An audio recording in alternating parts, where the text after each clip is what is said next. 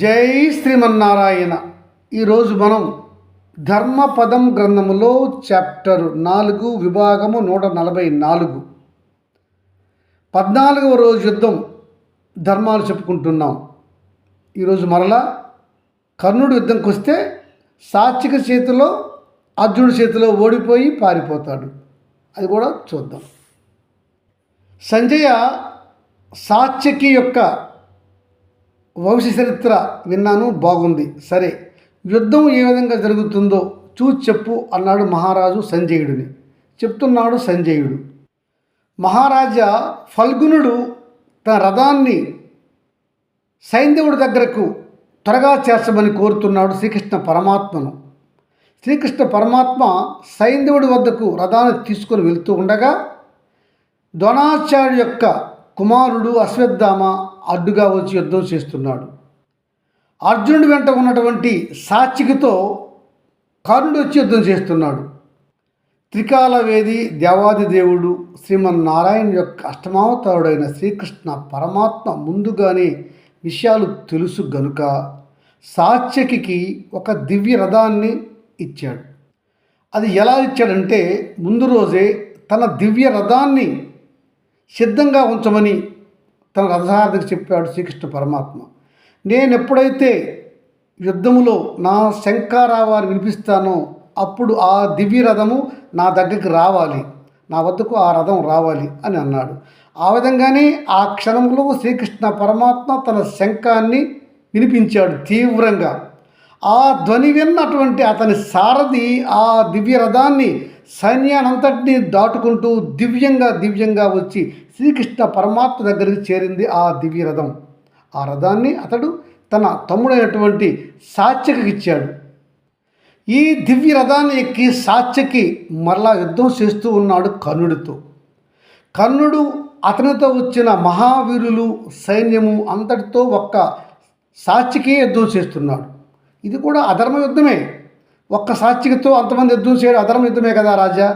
కానీ సాత్విక యొక్క దాటికి, అతని యొక్క అస్త్ర శస్త్రాల వాడకానికి కర్ణుడు అతని యొక్క వీరులు అంతా కూడా తట్టుకోలేకపోయారు.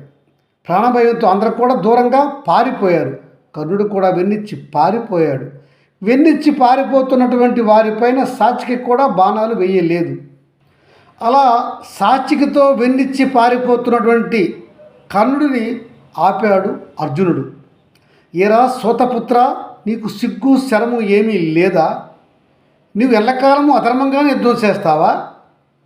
4 సార్లు ఓడిపోయావు సాత్వికతో, మళ్ళా యుద్ధంకి వచ్చావా? నాతో ఒకసారి గెలిచావా? మళ్ళా యుద్ధంకి వస్తున్నావు? ఒక్కడువు రావు, 100 మందిని వీరులు తీసుకొని మా పైకి వస్తూ ఉంటావు. నీకు ఈ ధర్మము ఏమీ తెలియదా? అందరి యొక్క ధర్మాలు అధర్మాలు లెక్కిస్తావు. నీకు సిగ్గు లేదా? 4 సార్లు మా అన్న భీముడితో యుద్ధం చేసి ఓడిపోయావు. నీ ప్రాణాలు తీయవలసిన సమయంలో కూడా మా అన్న ఆలోచించి నీ ప్రాణాలు తీయలేదు. ఒక్కసారి గెలిచావు, అది కూడా మా అన్నను మోసగించి గెలిచావు. మా అన్నను తిడతావా? తిండిపోతా అంటావా? నీకు సిగ్గులేదురా కర్ణ? ఇప్పుడు నిన్ను 4వ-5వసారి కూడా గెలిచాడు నా శిష్యుడు సాత్యకి, నిన్ను సావగొట్టాడు. వెన్నిచ్చి పారిపోతున్నావు సిగ్గు లేకుండా. నేను తిట్టాడా సాత్యకి? నేను దూషించాడా? నువ్వు వెందిరికి పోతుంటే వెన్నిచ్చి నీపైన అస్త్రాలు శస్త్రాలు వేశాడా నా శిష్యుడు? వేయలేదే. సిగ్గులు యుద్ధం చేస్తావు, నీవు వీరుడువా అని దూషించాడు అర్జునుడు కర్ణుడిని. తలదించుకున్నాడు కర్ణుడు. అయినా కోపం ఆగలేదు అర్జునుడికి. నువ్వు సిగ్గు లేకుండా నిన్నటి రాత్రి నిన్నటి పగలు యుద్ధం చేశావు. నా కుమారుడు అభిమన్యుడిని అన్యాయంగా సంహరించావు. అధర్మంగా అతడి ధనస్సును విరిచేశావు. నీకు నీతి నియమము లేదు. నీ కుమారుడు వృషసేనుడు నేను ధర్మంగానే యుద్ధంలో సంహరిస్తాను. నీలాగా నేను దొంగసాటున సంహరించను. నాకు ఆ దొంగ యుద్ధం రాదు నీచుడా అంటూ బహువిధాలుగా కర్ణుడిపై ఉన్న కోపంతా వెలగెక్కాడు అర్జునుడు. అర్జునుడి దూషణలు విని తలదించుకుంటూ వెళ్ళిపోయాడు కర్ణుడు.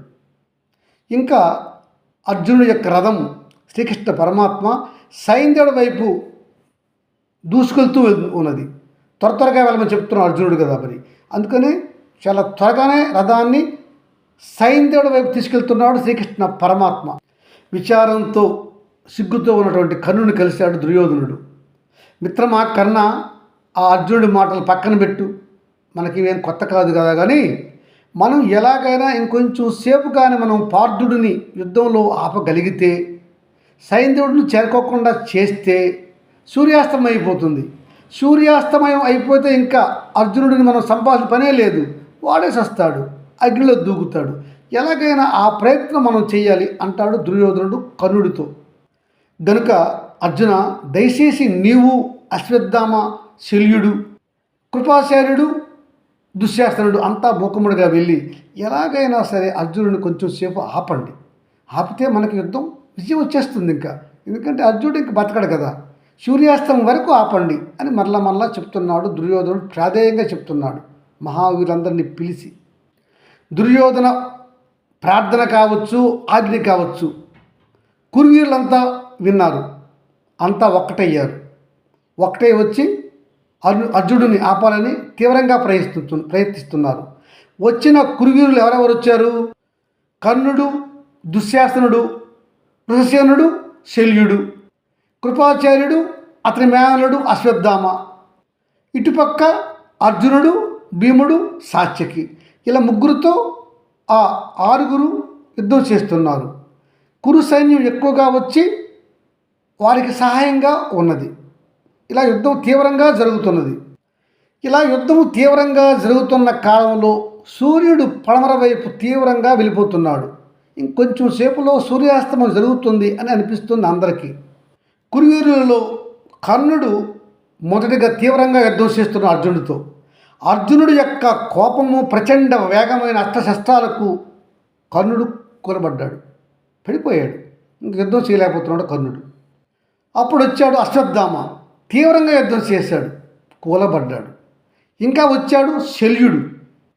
ఇంకా శల్యుడితో పాటుగా కృపాచార్యుడు, వృషసేనుడు కూడా వచ్చి అర్జునుడితో యుద్ధం చేస్తున్నారు. ఇలా శల్యుడితో, కృపాచార్యుడితో, వృషసేనుడితో యుద్ధం చేస్తూనే అర్జునుడు కొన్ని దివ్య బాణాలను సైంధవుడిపైకి మళ్లించాడు. కానీ సైంధవుడు చనిపోలేదు, తప్పించుకుంటున్నాడు. ఈలోగా ఈ శల్యుడికి, కృపాచార్యుడికి, వృషసేనుడికి 100 మంది మహావీరులు వచ్చి సహాయంగా ఉన్నారు. వీరు కలిసి అర్జునుడితో యుద్ధం చేస్తున్నారు. సమయం ముంచిపోతుంది. సూర్యుడు పడమర కొండల్లోకి పోతూ ఉన్నాడు. ఇంకా కొంచెం సేపే ఉంటాడు సూర్యుడు. ఈ సమయాన్ని చూస్తున్నాడు అర్జునుడు. మహా కోపం వచ్చేస్తుంది. ఎలా యుద్ధం చేస్తున్నాడంటే ఈ కురువీరులతోని ఆ అర్జునుడు ఎప్పుడు అతన్ని ప్రచండ వేగంతో బాణాలు వేస్తున్నాడు. ఎప్పుడు బాణాలు తన అస్త్రానికి, తన ధనస్సుకు తొడుగుతున్నాడు, ఎప్పుడు విడిచిపెడుతున్నాడు, ఏ చేత్తో వేస్తున్నాడు, ఆ శరం ఎటువైపు వెళ్తుందో ఎవరికీ తెలియదు. కురువీరులంతా అర్జునుడి యొక్క అస్త్రశస్త్రాలకు మాడిపోతున్నారు.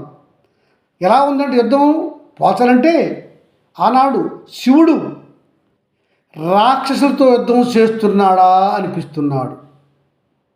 ఇంకా శ్రీరాముడు కరదోషనాథులను సంహరించినప్పుడు ఎంతటి తీవ్రంగా యుద్ధం చేశాడు, అలా అర్జునుడు చేస్తున్నాడా అనిపిస్తుంది. ఇంకా ఆలోచిస్తే శ్రీకృష్ణ పరమాత్మ బాణాసురుడు యొక్క హస్తములను తెగనరికేటప్పుడు ఎలా తీవ్రంగా యుద్ధం చేశాడు, అలా అర్జునుడు యుద్ధం చేస్తున్నాడని అందరూ అనుకుంటున్నారు. అంత తీవ్రంగా చేస్తున్నాడు సమయాభావం వల్ల అర్జునుడు. ఇలా అర్జునుడు తీవ్రంగా యుద్ధం చేసేసరికి కురుసేనలన్నీ దూరంగా తొలగిపోయినాయి.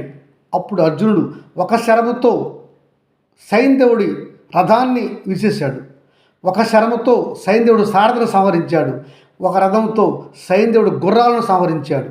ఈలోగా కురువీరులంతా మళ్ళా చేరారు. కృపాచార్య, శల్య, అశ్వత్థామ, వృషసేన ఆదిగా గల మహావీరులంతా మళ్ళా సైన్యంతో వచ్చి అర్జునుడిని చుట్టుముట్టారు.